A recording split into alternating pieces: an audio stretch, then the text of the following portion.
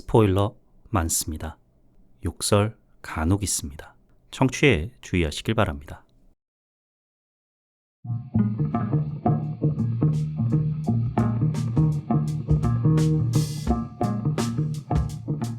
콘텐츠 대홍수 시대.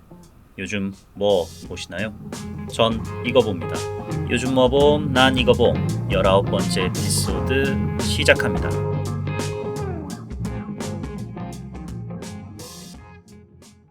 안녕하세요. 요즘 뭐 봄, 난 이거 봄, 요봄 난 봄의 진행자 롤린스입니다. 정이삭 감독이 연출한 트위스터스가 흥행 돌풍을 일으키고 있다는 얘기를 시작으로 오늘 에피소드 전개해 보려고 합니다. 미나리로 아카데미 감독상 노미네이트 됐던 정이삭 감독의 신작 트위스터스가 말 그대로 흥행 트위스터를 일으키고 있는데 1996년 얀드봉 스피드를 연출했던 감독이죠. 얀드봉 감독의 트위스터의 후속작인 트위스터스는 개봉 첫 주에 약 8천만 불, 우리나라 돈으로 1,100억 원에 달하는 수익을 거뒀다고 합니다. 당연히 1위였고요. 미나리 제작비는 200만 불 정도 되는데 무려 100배에 달하는 2억 달러짜리 블록버스터. 거기다 거진 30년 만에 속편을 맡아서 부담감이 좀 남달랐을 텐데 첫 주 흥행 수익으로 예측하건대 손익분기점은 넘길 듯 합니다. 관객 평가도 나쁘지 않다고 하고요. 속편이긴 한데 1편과 연결점이 그렇게 강하진 않대요. 내용 측면에서도 굳이 1편을 볼 필요는 없는 영화라 약간 탑건 매버릭, 비버리 힐스캅 XLF와 유사한 전략을 쓴 듯 합니다. 내용적인 측면에서만 본다면요. 나쁘게 본다면은 자기 복제겠지만 자기 복제도 성공한 자만이 누릴 수 있는 사치이잖아요. 출연 배우 측면에서도 전편과 좀 유사합니다. 1편 주연은 빌 팩스톤과 헬런 헌트 두 배우였는데 당시에 두 배우가 높은 티켓 파워를 자랑하는 배우였냐? 그건 아니었거든요. 그러다 보니 재난 그 자체에 관객들은 오히려 몰입할 수 있게 된 거죠. 드웨인 존슨 주연의 재난 영화 샌 안드레아스를 볼 때 온갖 위기 상황이 드웨인 존슨에게 막 닥쳐도 야 설마 드웨인 존슨이 죽겠냐? 라는 생각이 드니까 긴장감이 조성되려다가도 안 되잖아요.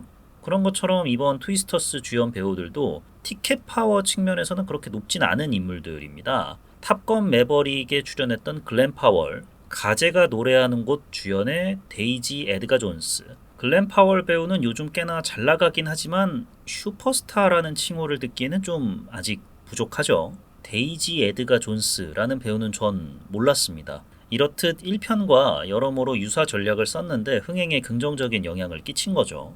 앞으로도 이런 프로젝트들이 계속 가동될 듯 한데 이게 좋은 건지 나쁜 건지 참 모르겠네요. 한국에는 8월 14일에 개봉할 예정이라고 합니다. 이선균, 조정석 두 배우 주연의 행복의 나라와 에이리언 시리즈 신작 에이리언 로물루스와 같은 날 개봉하는데 과연 한국에서도 흥행 트위스터스를 이어갈지 귀추가 주목됩니다. 독수리 여권 들고 다가오는 미 대선에 투표권 행사하실 교포 감독님이 할리우드에서 거둔 쾌거를 마치 대한민국이 거둔 쾌거인 것 마냥 보수 성향 신문들처럼 다뤄봤으니 밸런스 맞춰야겠죠? 한국 영화 소식 가져왔습니다. 이진숙 방송통신위원회 위원장 후보자, 그분에게는 시놉시스만 봐도 바로 좌파 영화라고 규정지었을 한국 영화 탈주가 개봉 21일 만에 누적 관객 수 200만을 돌파했다고 합니다. 손익분기점을 넘겼대요. 박수 보냅니다. 아유 축하드립니다.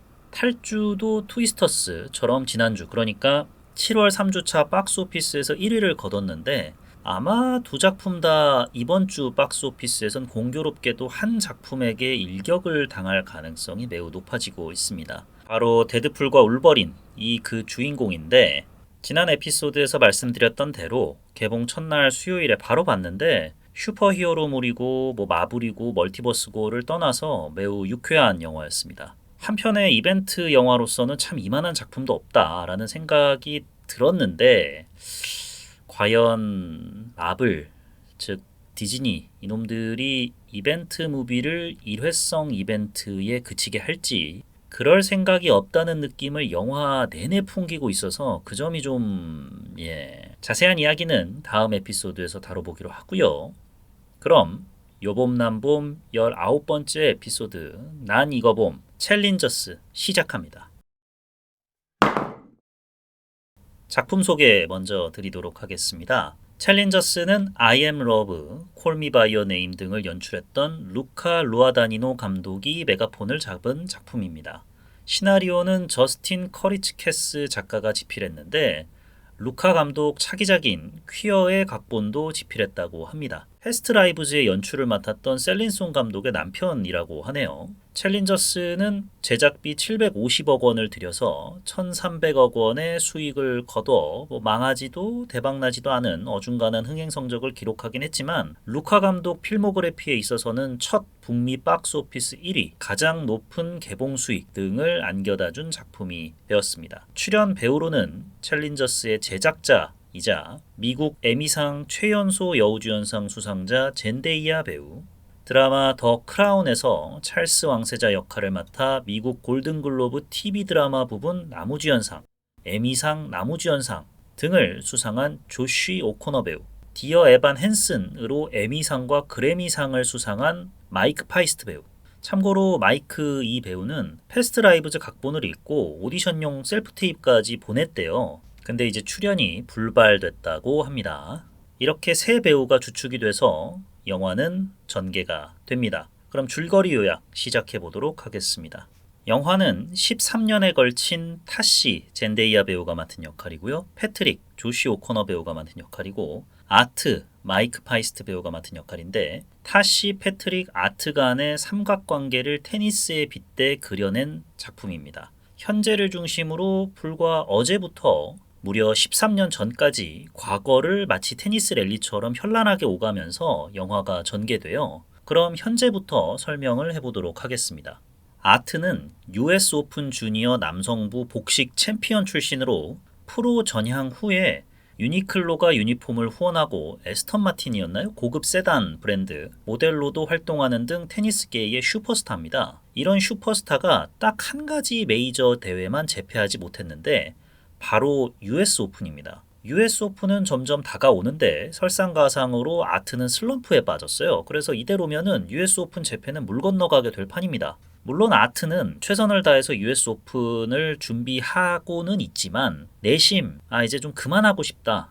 이제 좀 지쳤다. 그냥 가족들이랑 단란하게 테니스계의 셀럽으로 좀 살아가고 싶다라는 마음이 없지 않아 있어요. 이때 아트의 아내이자 코치인 타시가 세계 랭킹 100위권 바뀐 하위 랭커들이 주로 참가하는 챌린저 대회에 나가보는 건 어떻겠냐라고 제안을 합니다. 이 슬럼프 극복용으로요. 조기 축구에 등장한 손흥민 한번 돼보자. 슬럼프도 극복하고 기도 살리고 어때? 라고 제안을 합니다. 아트는 또 타시 말을 잘 들어요. 그래서 그럴까 해서 챌린저급 대회에 출전하게 됩니다.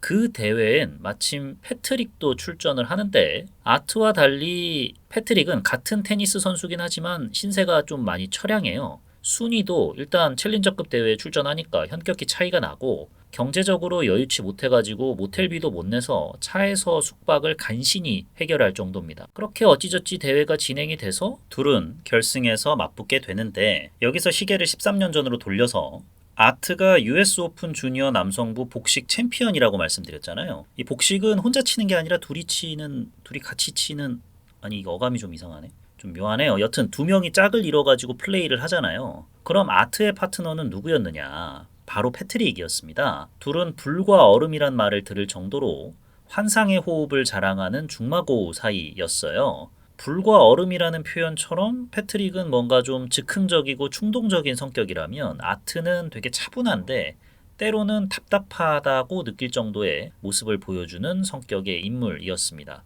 이때까지만 해도 패트릭이 아트보다는 테니스 실력이 한 수 위였어요. 그렇다면 US 오픈 주니어 대회에 이 불과 얼음이 출전을 하니까 얘네들이 가장 많은 주목을 받았겠구나 싶으실 텐데 아니죠. 가장 많은 스포트라이트를 받은 건 바로 타시였습니다. 골프로 치면은 프로 전향 전 미셸 위 같은 인기였달까요? 뛰어난 실력에 육감적인 몸매 그리고 스타성까지 더해져서 주니어 아마추어 선수인데도 이미 아디다스로부터 스폰도 받는 장래가 매우 촉망받는 테니스 선수였습니다. 워낙 타시 그 자체가 유명하니까 패트릭이 아트와 함께 주니어 여성부 결승전을 보러 갑니다. 패트릭과 아트는 여성 취향이 서로 다른데 타시의 테니스 플레이를 보고 둘 다 타시에게 아주 뿅 가버립니다. 홀딱 반해요. 타시는 그 경기에서 우승을 거머쥐고요. 그날 밤 선수들을 위한 파티가 열리는데 거기서 패트릭이 좀 주도적으로 타시에게 추파를 던져요. 타시는 패트릭뿐만 아니라 아트 요놈도 나에게 관심이 있다는 걸 대번에 알아차립니다.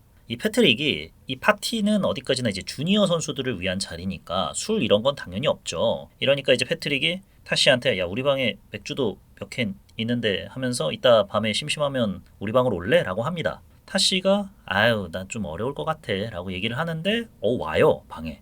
그렇게 세 명이서 모텔방 한 구석에 앉아가지고 편안한 옷차림으로 조촐한 술자리를 갔는데 뭐 여러분 다 아시겠지만 MT 같은 데 가면은 메인 이벤트 때는 뭔가가 안 일어나잖아요. 대부분 메인 이벤트 때 뭐 1차로 뭐 소맥 한두 잔 마시고 그 다음에 각기 찢어져가지고 자기 방이나 뭐 누구 방이나 이런 데서 3, 4, 5 모여가지고 소주 한 잔 기울일 때 그때 이제 별의별 일들이 벌어지지 않습니까? 풋풋한 러브스토리부터 뭐 질펀한 에로물부터 치정극부터 뭐 액션물까지 별의별 일들이 벌어지지 않습니까? 여기서도 이제 뭔가 찐한 일들이 벌어지는데 그 전에 우선 약소하게 담소를 나누는데 그 담소를 나누면서 이 패트릭과 아트가 정말 찐한 사이구나. 단순한 중마고 그 이상이구나. 심지어 패트릭이 아트에게 DDR 하는 법도 알려줬을 정도로 찐친이구나 라는 걸 타시가 알게 됩니다. 때마침 그때 맥주가 떨어져요. 야 이거 참 이때 자리 비우면 안 되거든요. 이거 어떻게 해야 됩니까? 이거 누가 가야 되나? 이거 수컷들끼리 막 눈치 보는데 타시가 갑자기 침대에 딱 걸터 앉더니 두 수컷 보고 양옆에 앉아봐라 라고 합니다. 그리고 양옆에 앉아가지고 이제 두 수컷들은 뭐 이제 두 다리로 서 있는 게 아니라 이제 세 다리로 서 있죠. 난리가 났어요. 그러더니 이제 타시가 얘네들을 약간 놀리듯이 혹은 감질만 나게 하듯이 패트릭과 키스하려다 아트와 키스하고 패트릭은 또 다른 부위에 입을 맞추고 그러면서 점점 이제 애무가 달아오르면서 이제 삼각 키스가 시작이 됩니다. 아유 뭐 참 예. 그러다가 타시가 슬쩍 뒤로 빠져요. 두 수컷 놈들은 이제 삼각 키스하는 줄 알고 뭐 난리가 났는데 막 설왕설래를 하는데 그걸 타시는 마치 포식자처럼 글래디에이터의 로마 황제처럼 관람합니다. 그러다가 오케이 여기까지 하면서 타시가 일어나가지고 나 간다 이럽니다. 패트릭이 막 야 번호라도 주고 가라고 하니까 타시가 내일 남자 단식 결승 너네 둘이 맞붙잖아. 우승자한테 내 번호 줄게 라고 합니다. 원래는 아트가 패트릭한테 연로하신 할머니가 TV로 내 경기 보고 계신다. 할머니한테 좀 즐거움을 드리고 싶다. 그러니까 결승전에서 져달라라고 부탁을 했어요. 패트릭도 뭐 그러지 뭐 라고 이제 오케이를 했고요. 근데 번호가 걸리니까 바로 빠게 맞아. 그래가지고 결국 패트릭이 우승을 거둡니다. 바로 영화는 현재 챌린저 대회 결승전으로 바뀌는데 패트릭이 3세트 중에 첫 세트를 가져갑니다. 이번에는 타시와 아트의 대학 시절로 거슬러 갑니다. 타시는 바로 프로에 전향해도 될 실력과 스타성을 갖고는 있었지만 할 줄 아는 게 테니스 하나이고 싶지 않다 해서 스탠포드 대학교로 진학을 해요. 마침 아트도 뭐 일부러 그런 건 아니고 같은 학교에 진학을 하게 됩니다. 패트릭은 바로 프로로 전향을 했고요. 타시에게 번호를 받은 후 사귀게 됐는지 현재 롱디 관계예요. 둘 사이에서 여전히 타시를 좋아하는 아트는 잔잔하게 둘 사이를 이간질하는 아주 하남자 짓을 합니다. 야 패트릭은 야 널 그렇게 진지하게 생각하지 않아 뭐 이런 식으로 타시한테 밑작업을 하는데 오히려 타시는 야 그럼 나는 뭐 걔 진지하게 생각하는 줄 알아? 라는 식으로 좀 맞받아치죠. 그래도 약간 긁힌 거죠. 때마침 패트릭이 타시의 대학교 리그 단체 결승전에 맞춰서 스탠포드대를 찾았습니다. 그때는 또 역으로 패트릭한테 아트가 뭐 이러쿵 저러쿵 하죠. 이를 지켜본 패트릭이 되려 화를 내지 않고 야 타시가 그랬단 말이야? 얘 이것 봐라. 이게 아니라 아트를 상대로 야 이 새끼 봐라 이거. 야 너 이제 뭐 수싸움도 할 줄 아네. 이 새끼 귀엽네 이거. 야 테니스를 그렇게 쳐봐 인마 하면서 막 대수롭지 않게 넘겨요. 롱디 커플이 간만에 만나면 딱 뭐부터 합니까? 드디어 만났는데 그것도 한창 젊고 혈기 겁나 왕성한 20대의 무려 운동부 커플인데 바로 야스 들어가죠. 근데 이제 타시가 한창 헐떡이는 와중에도 자꾸 패트릭의 전 경기에 대한 분석을 늘어놔요. 너 전반에 너무 몰아붙였어. 그래서 템포를 놓쳤어. 너무 즉흥적으로 대응해. 그러니까 지는 거야. 뭐 이런 얘기를 자꾸 하니까 패트릭이 이런 얘기 나중에 하자. 응? 넌 늘 이런 식이지? 그러니까 실력이 정체돼 있는 거야. 씨야 나 안 해. 야, 넌 이런 상황에, 야, 우리 간만에 만났는데 이런 상황에 테니스 얘기를 하고 싶냐? 아니, 그럼 우리끼리 테니스 얘기하지 뭐해? 이러면서 대판 싸웁니다. 아니, 근데 이건 타씨가 좀 너무한 거 아닙니까? 아니, 참, 그 순간에 왜 자꾸, 야, 자꾸 딴 얘기를. 아니, 물론 이제 그 한창 그 과정 중에 수다 떨기 좋아하시는 분들이 계시긴 하죠. 그런데 그 수다가 좀 우리 관계에 집중되어 있는 거면 모르겠는데 자꾸 신변잡기적인. 아휴, 갑자기 저도 옛날 생각이 나가지고 뭐 여하튼 그렇게 패트릭은 타시 방을 박차고 나갑니다. 결승전이 열리죠. 관중석에서 패트릭을 기다리던 아트는 둘이 싸웠다는 사실을 알게 됩니다. 그렇게 타시의 경기가 벌어지는데 무릎에 큰 부상을 입고 타시가 경기장에 쓰러져 고통을 호소합니다. 아트가 바로 달려가죠. 소식을 들은 패트릭이 병실로 찾아오는데 타시가 막 꺼지라고 소리치고 아트도 함께 패트릭 보고 막 나가라고 합니다. 그렇게 전도유망했던 타시는 다시는 선수 생활을 하지 못하게 되고 대신 뛰어난 분석력에 힘입어서 침대에서 뜨거운 시간 와중에도 분석을 하고 앉아있으니까 오죽하겠습니까? 힘입어서 코치로 전향을 합니다. 훗날 한 대회에서 코치와 선수로 만나게 된 타시와 아트는 추억을 곱씹다가 서로의 아밀라제도 곱씹게 되고요. 결혼도 하고 귀여운 딸도 생깁니다. 이제 챌린저 대회 결승전 세트 스코어는 1대1이 됐습니다. 최종 세트만 앞두고 있는 상황인데 과연 결승전 승자는 누가 될까요? 타시는 패트릭이 출전할 걸 미리 알고 아트에게 챌린저급 대회 출전을 제안한 걸까요? 타시의 딸 릴리는 아트의 친딸일까요? 아니면 패트릭의 친딸일까요? 제가 이 의문이 언제 들었냐?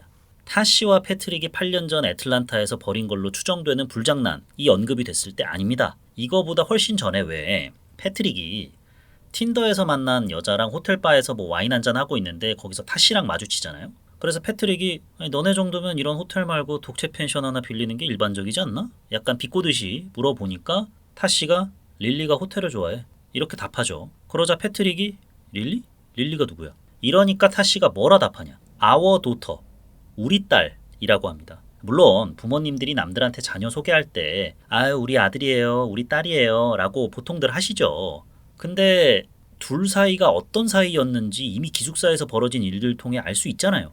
워낙 뭐 둘 사이, 뭐 셋 사이 온갖 일이 벌어졌어도 이상하지 않을 것만 같은 분위기를 조성해 놨으니까 이거 왜 마이 도터라고 안 하고 아워 도터라는 표현을 썼을까? 이 대사가 의미심장한데? 요것 봐라. 같은 생각이 딱 든 거죠. 근데 또 마침 8년 전에 둘이서 불장난을 저질렀대.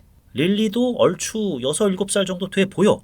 아이고 아트 이 등신아. 뭐 이런 생각이 좀 들어가지고 과연 릴리는 누구 딸일까? 라는 생각이 드는 거예요. 아트 딸이 맞을까?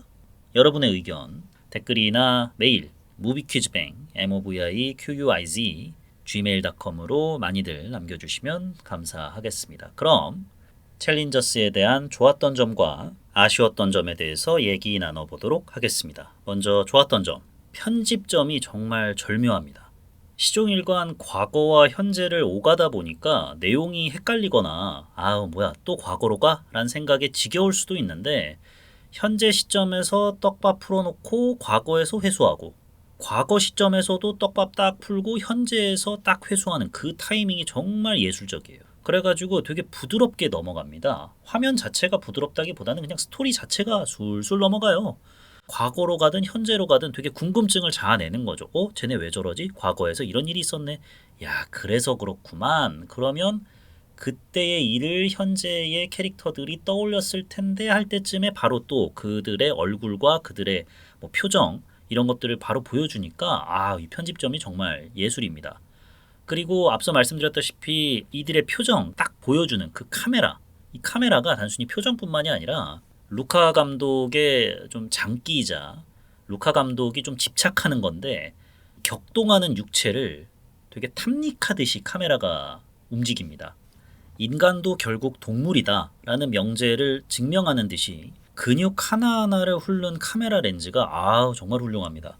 얼굴 근육의 떨림을 잡아낼 때는 이 오묘한 감정, 왜냐면 그 눈 밑에 근육이 막 잘게 떨리고 입술을 막 다물고 입술을 약간 벌리고 이런 것들도 잡아낼 때가 있거든요. 그럴 때는 우리 인간만이 느낄 수 있는 그 오묘한 감정 이런 것들이 또 관객에게 전달이 되는 거죠. 그런 부분에서 정말 이 카메라가 열일하고 있구나. 감독이 어느 순간에 어떤 장면을 비춰야 될지에 대해서 확실한 본인만의 철학이 있구나라는 것을 영화를 통해 느낄 수가 있고 그 철학이 또 온전히 느껴져 가지고 성적인 긴장감이 넘쳐납니다. 이 성적인 긴장감을 넘치게 만드는 데 있어서 여러 가지 요소가 있는데 그 중에 하나가 바로 클로즈업이에요. 예전에 마녀사냥이라는 프로그램 JTBC에서 방송할 때 그때 곽정은 연예 칼럼니스트가 이런 말씀을 하셨죠. 땀 흘리는 남자는 언제나 옳다. 그것이 잔디 위에서든 침대 위에서든. 딱 이 정신에 입각해가지고 클로즈업이 빡 들어갑니다. 일단 테니스를 치니까 땀이 비 오듯이 쏟아질 거 아닙니까? 그걸 일단 비춰주고요. 또 땀방울이 또 뚝뚝 떨어져요. 그걸 또 비춰줍니다. 그리고 땀에 젖은 옷, 헐떡이는 목젖. 이게 야스지. 테니스라는 외피만 둘렀을 뿐이지 이거 완전 뭐 야스죠. 예, 뭐 남자 간의 야스일 수도 있고 혹은 두 남자가 포식자 여성 앞에서 본인의 자태를 뽐내는 걸 수도 있고 그 뽐내는 이유가 결국 그 포식자를 독차지하기 위해서 뭐 그런 용도 아니겠습니까? 그러니까 이 클로즈업이 성적인 긴장감을 높이는데 한몫을 하고요. 그 다음에 이제 성적 은유가 담겨 있는 아이템들이 정말 많이 나와요. 이런 아이템들이 긴장감을 만들었다가 풀었다가 하는데 큰 역할을 차지하는데 패트릭이 아트 앞에서 베어무는 추러스 혹은 뭐 바나나 이런 것들이 대표적이고 그 다음에 뭐 등대라든지 뭔가 하여튼간에 남근 같이 보이는 그런 아이템들이 막 적재적소에 배치돼 있어요. 여기서 또 긴장감을 조성하는 요소가 패트릭이 아트 앞에서 추러스나 바나나를 되게 베어무는 장면들이 유독 많이 나오거든요. 뭐 너의 남근을 좀 잘근잘근 뭐 약간 이런 뜻이 담겨 있는 거 아닐까. 또 그때 약간은 주눅이 들어 보이는 아트의 눈빛을 보여줍니다. 혹은 아트가 이제 난 다 극복했어. 하지만 그럼에도 약간 이런 식의 시선이라든지 표정을 막 보여요. 그러니까 긴장감이 막 팽배가 되는 거죠. 찾아보니까 패트릭이 왜 아트가 먹던 추러스를 뺏어가지고 나 너무 배고팠어 하면서 막 먹잖아요. 근데 그거는 대본에 없었다고 합니다. 그냥 둘이 추러스만 먹는 건데 아트가 먹던 추러스를 패트릭이 이렇게 먹는 그 장면은 배우가 아이디어를 낸 거라고 하더라고요. 야, 정말 이런 순간순간 하나를 목도하다 보면은 약간 이 감독이나 이 영화 자체가 계속해서 성적인 긴장감을 안겨다 주는 요소들로 점철을 해놨음에도 불구하고 야, 도대체 내 머리엔 뭐가 들었길래 저런 것들이 다 19금적으로 보이지? 라는 생각이 들어가지고 이 감독을 탓해야 되나 아니면 내 스스로가 너무 19금에 절여 있다고 욕해야 되나 라는 생각이 들 정도로 좀 폭풍처럼 몰아치는데 그 폭풍처럼 몰아치는 게 오히려 영화를 감상하는 데 있어서는 더욱더 플러스 포인트가 돼서 저는 너무나도 좋았습니다. 그 다음에 음악이 너무 좋아요. 음악. 심장 박동수를 절로 높여줍니다.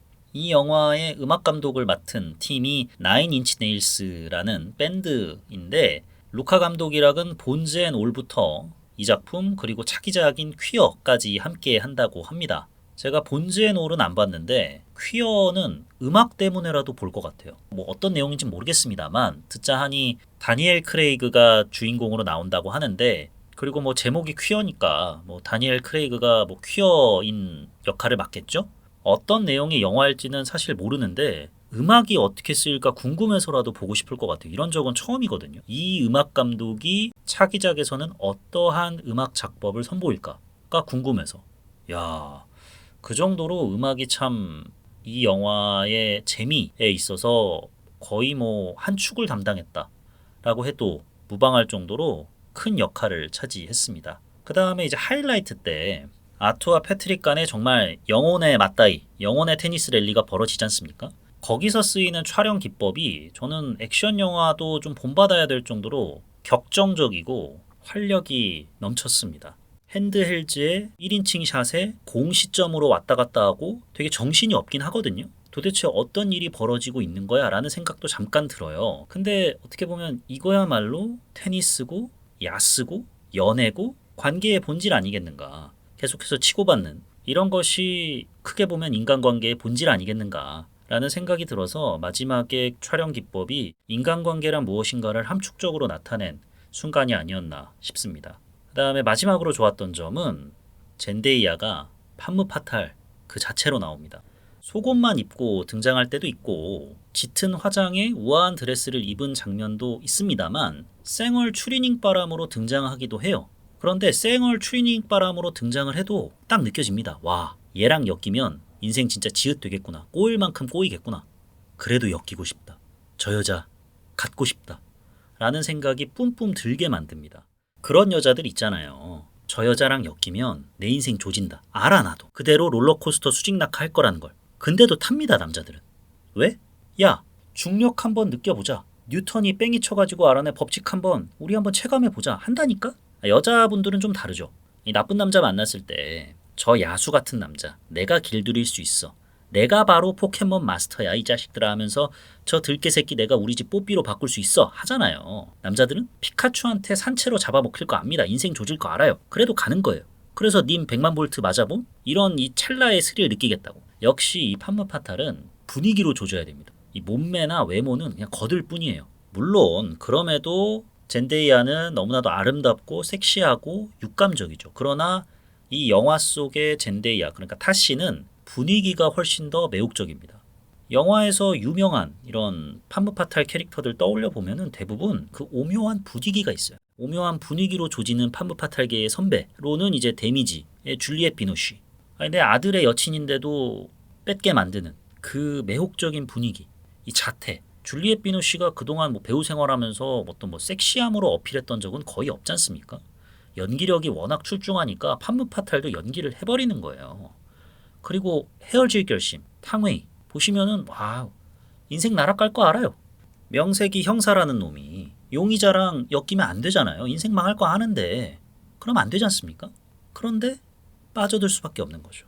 아 진짜 그 눈망울 보면서 내가 그렇게 나쁩니까? 하면은 아우 아니요 안 나빠요 안 나빠요 이런 생각이 드는 거죠. 이런 것처럼 분위기가 큰 역할을 하는데 젠데이아가 연기력으로 본인이 갖고 있는 뭐 또 외적인 무기들 같은 것들도 총동원해서 판무파탈이란 무엇인가, 포식자란 무엇인가, 사랑에 있어서 최정점에 서 있는 사람은 어떤 포스를 나타내는가를 이 영화를 통해서 제대로 보여준 것 같습니다. 여러분이 뽑은 최고의 판무파탈은 누가 있는지 댓글이나 메일로 남겨주시면 너무나도 감사하겠습니다.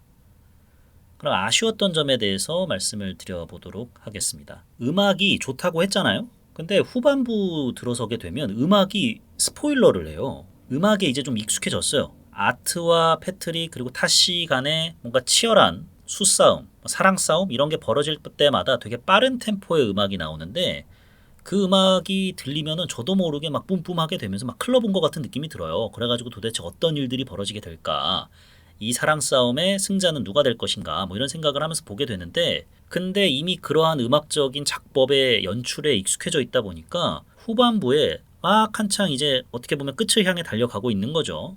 세트 스코어 1대1인 상황에서 과연 누가 승자가 될 것인가 막 공 하나하나 움직일 때마다 이 캐릭터가 저 캐릭터에게 이런 대사를 할 때마다 긴장이 되고 막 오금이 저릿저릿한데 음악이 먼저 깔리는 거예요. 그러면 뭐야? 빠른 템포 음악이네.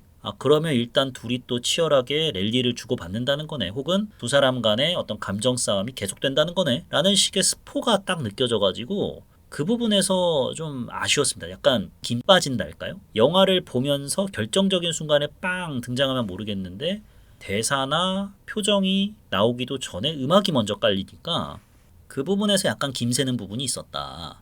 음악만 이렇게 김새게 만들면은 뭐 그러려니 하겠는데 후반부 들어서 캐릭터의 감정선도 좀 대놓고 노골적으로 드러내요. 그 전까지는 정말 그 치열한 수싸움을 관중으로서 관객이 바라보는 그런 재미가 있었는데 후반부 들어서는 왜 결정적으로 그 경기 하루 전에 타시와 패트릭이 만나지 않습니까? 야밤에? 근데 그때 막 폭풍 몰아치잖아요. 그건 너무 대놓고 타시의 감정선을 드러내는 거라서 좀 1차원적인 느낌이었어요. 여러분 보십시오. 지금 타시의 마음이 이렇게까지 흔들리고 있습니다. 야 몰아쳐라 태풍 약간 이런 느낌이어서 그걸 누가 몰라? 아는데 뭘 저렇게까지 노골적으로 표현하나. 그 전까지 그랬으면 모르겠는데 그러지도 않았는데 그 부분이 좀 아쉬웠어요. 긴장감은 긴장감대로 다 끌어올려 놓고서는 그 긴장감을 풀어 헤치는 방법이 너무 단순했달까?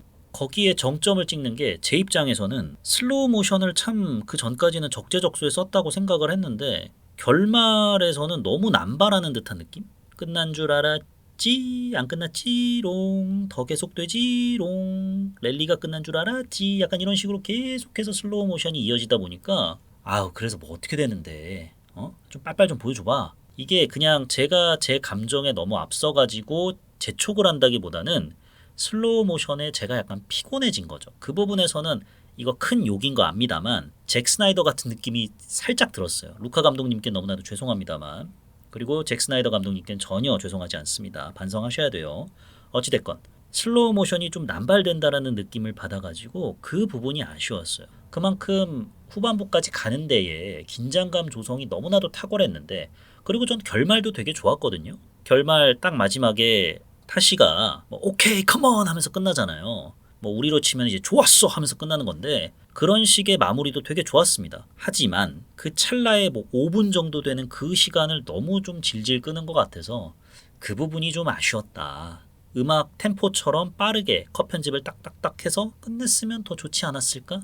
라는 생각이 들었습니다. 제가 이거를 아마 집에서 봐서 그런 걸 수도 있어요. 극장에서 봤더라면 답답하더라도 극장에 앉아있는 뭐 몇십 명의 몇백 명의 관객들과 함께 보니까 그 순간만큼은 아마 다 같이 숨을 죽였겠죠. 수십 명에 달하는 사람들이 전부 다 숨 죽였을 때, 방금 전까지만 해도 팝콘 와그작 와그작 소리가 들리던 그 극장이 일순간 고요 속에 파묻혔을 때 여기 있는 모두가 이 화면을 집중하고 있구나. 캐릭터의 움직임 하나하나에 들숨 날숨을 같이 쉬고 있구나. 라는 어떤 동질감이 들어서 좀 기분 좋은 소름이 들 때가 있거든요. 근데 저는 그거를 집에서는 못 느끼니까 아마 그래서 좀 아쉽다고 느꼈을 수도 있을 것 같아요. 근데 극장에서 봤다면 좀 달랐을 수도 있겠죠. 이거는 좀 저마다 다를 것 같은데 극장에서 안 본 저를 탓해야죠. 예, 어쩌겠습니까? 아니죠. 극장에서 보려고 했어요. 했는데 범죄도시 4가 야 정말 진짜 너무할 정도로 스크린을 잡고 있어서 볼 수가 없었어요. 아닙니다. 예, 제가 잘못했죠. 예. 그럼에도 아쉬웠던 점은 제가 본 환경에 기인해서 설명드릴 수밖에 없었다는 점 감안해 주시면 감사하겠습니다. 여기까지가 챌린저스를 보고 제가 느낀 좋았던 점과 아쉬웠던 점이었습니다. 이와 별개로 챌린저스 이 제목의 의미는 과연 무엇일까를 한번 생각을 해봤어요. 문자 그대로 아트와 패트릭이 챌린저 대회에 나갔으니까 챌린저스라고 볼 수도 있겠지만, 타시 입장에서는 챌린저스라는 제목의 의미가 내가 한번 패트릭이라는 좀 야생의 수컷을 길들여 보겠다. 뭐 이게 하나의 도전 의식을 불러일으켰을 수도 있겠죠. 그런데 어렸을 때 한번 실패했잖아요. 그럼 다시 한번 길들여? 아니 근데 그건 아니고 내가 선택한 아트, 내가 만든 아트, 우리 아트, 우쭈쭈, 몸만 컸지, 내 아들 같은 녀석, 내가 한번 위대한 선수 만들어 보겠다. 이게 타시의 챌린지가 될 수 있는 거고, 또 거기에 갑자기 또 패트릭이 방해를 하네. 내 도전을 2번 연속 망하게 하려고. 그럼 안 되지. 이번에는 내 도전, 내 챌린지 성공해야지. 성공하게 만들려면 내 한 몸 던지겠다 이거야. 뭐 이런 거 아닐까 싶고요. 아트 입장에서는 물론 이제 US 오픈 재패하겠다가 대외적으로는 가장 확실한 챌린지겠죠. 하지만 내적으로는 패트릭을 향한 자격지심, 타시로부터 인정받고 싶은 욕구, 이런 것들이 좀 겹쳐지지 않았을까 싶고, 패트릭은 뭐 저 여자랑 혹은 남자랑 자고 싶다라는 욕구, 내 매력에 빠지게 만들겠다라는 좀 도전의식, 내가 저 사람의 사랑을 쟁취하겠다라는 본능적이지만 그만큼 섹시한 도전의식, 이런 것들이 패트릭에게는 또 챌린저스라는 의미값으로 다가오지 않을까라는 생각을 해봤습니다. 또 이제 남자의 시선으로 나는 과연 어떤 유형의 남자인가? 패트릭인가 아트인가? 뭐 이런 생각을 해봤어요. 제가 패트릭처럼 살진 않았습니다. 예, 이 자식처럼 막 방탕하게 살진 않았어요. 얘 보아하니까 좀 안 좋은 질병도 두어 개 갖고 있을 것 같은데, 이 방탕한 삶 관련해가지고 전 그런 삶은 살지 않았거든요. 예, 아무래도 저는 아트랑 좀 비슷한 거 같긴 해요. 물론 뭐 아트처럼 이간질하는 하남자 짓은 안 합니다. 떠나간 여자는 떠나간 거고, 아니 뭐 또 세상의 반은 여자니까 제가 열심히 딱 노력해가지고 쟁취하면 되는 거 아니겠습니까? 이런 식의 생각을 하는 것 자체가 아트적 사고인가? 아트인가 나는? 내가 아트가 되면 안 되는데? 나도 나와 다른 유전자가 가진 자녀를 키울 운명이라는 건데, 그러면 안 되지. 패트릭처럼 살고 싶진 않은데 이거 참 난제네요. 네, 어찌됐건 이런 고민도 한번 좀 해봤습니다. 여러분들은 이 작품을 보면서 어떤 감상을 하셨는지 들려주시면 감사하겠습니다. 그럼 챌린저스에 대한 별점과 한 줄 평을 남겨보도록 하겠습니다. 챌린저스에 대한 제 별점은 3.5점, 볼만한데? 입니다. 앞서 언급했듯이 마지막에 좀 안 끌었다면 저는 4.0을 막 줬을 텐데 그게 좀 아쉽게 느껴져가지고 거기서 좀 별점이 까인 부분이 있고요.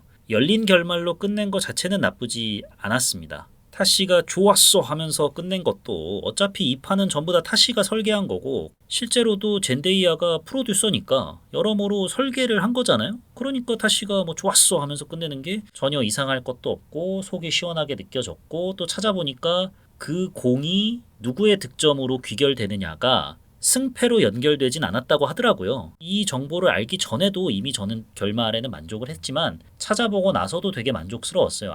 결국엔 그 공으로 인해서 누가 승자가 되고 패자가 되는 건 아니겠구나. 그러면 둘은 이 영화가 끝나고서도 승자와 패자를 가리기 위해서 계속해서 랠리를 주고받았겠구나. 괜찮은데?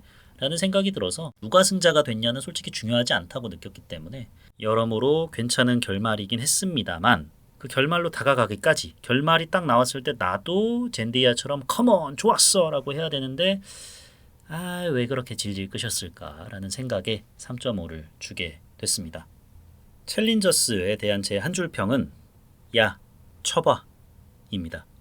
언급했던 것처럼 타씨가 이 판의 설계자이자 먹이사슬 최정점에 있는 인물이니까 야 라는 이렇게 무시하는 어조 로 충분히 쓸 수 있다고 생각을 하고 또 쳐봐라고 명령할 수 있다고 봅니다. 여러분 혹시 런닝맨에서 문채원 배우가 남긴 레전드 짤 아시나요? 이승기 배우한테서 힌트를 뺏으려고 할 때 야 줘봐 이러거든요. 그 장면은 진짜 천년 묵은 구미호가 저렇겠구나. 저런 식으로 남자들 꼬셔가지고 간이고 쓸개고 다 빼갔겠구나. 라는 생각이 들 정도로 정말 너무나도 이미 저는 줬어요. 힌트고 나발이고 전 재산 다 갖다 바쳤습니다. 그런 식의 어떤 매력을 뽐내거든요. 근데 그 멘트가 또 떠오르기도 해가지고 야 쳐봐 라는 한 줄 평이 떠올랐습니다. 그렇다면 뭘 칠까요? 당연히 테니스를 치겠죠.